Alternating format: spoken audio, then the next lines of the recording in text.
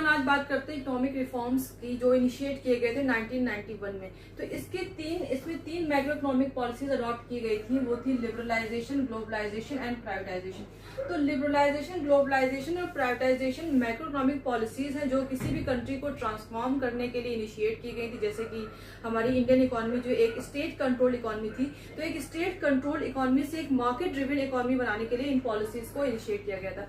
इसको समझने से पहले थोड़ा सा बैकग्राउंड समझ लेते हैं कि हमें इकोनॉमिक रिफॉर्म क्यों स्टार्ट करना पड़ा और इन पॉलिसीज को हमें क्यों अडॉप्ट करना पड़ा। तो अगर हम 1991 की बात करें तो उस टाइम इंडिया की जो बैलेंस ऑफ पेमेंट कंडीशन बहुत ही खराब थी। फिस्कल डेफिसिट की बात करें तो फिस्कल डेफिसिट 6.6% ऑफ जीडीपी था at that point of time, और करंट डेफिसिट की बात करें तो 1.3% ऑफ जीडीपी था। फॉरेन एक्सचेंज रिजर्व हमारे पास $1.2 बिलियन बचा हुआ था, जिससे सिर्फ हम 2 या 3 हफ्ते का ही इंपोर्ट कर सकते थे। वहीं पे इन्फ्लेशन की बात करें तो इन्फ्लेशन हमारा 11.2% था।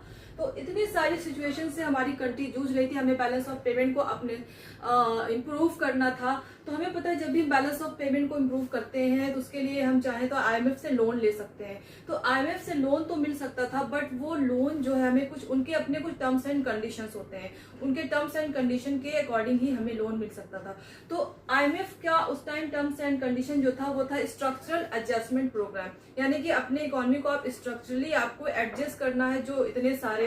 तो उस टाइम पीरियड में क्या होता था कि जब हम लिबरलाइजेशन की बात करेंगे तो भी हम समझेंगे कि जो भी फॉरेन कंपनीज इंडिया में आती थी इन्वेस्ट करने के लिए या यहाँ पर बिजनेस करने के लिए, तो उनको लाइसेंस लेना पड़ता था, राइट। उसके बाद अगर उन्हें फर्दर डाइवर्सिफिकेशन करना था, अपने बिजनेस को एक्सपैंड करना था, एक्सपेंशन करना होता था, तो उसके लिए अलग से रूल्स एंड रेगुलेशंस थे। तो इससे बिजनेस डिसीजन मेकिंग काफी हैम्पर होती थी और इन सारी चीजों में बहुत ज्यादा टाइम लग जाता था।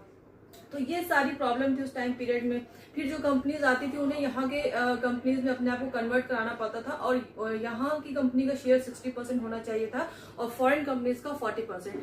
तो इतनी सारी रूल्स एंड रेगुलेशंस के साथ कंपनीज जो है काम नहीं करना चाहती थी। तो लेट 80s में क्या देखा गया कि बहुत सारी एमएनसीज ने यहाँ पे बिजनेस अपना सीज कर लिया।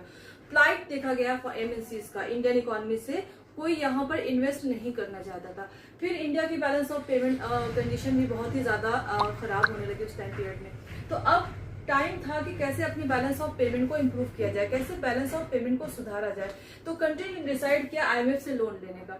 तो उस टाइम आईएमएफ ने जो कंडीशन रखा वो ये रखा कि आपको स्ट्रक्चरल एडजस्टमेंट प्रोग्राम करना है, दैट इज आपको लिबरलाइजेशन लाना है, प्राइवेटाइजेशन लाना है एंड ग्लोबलाइजेशन लाना है अपनी इकोनॉमी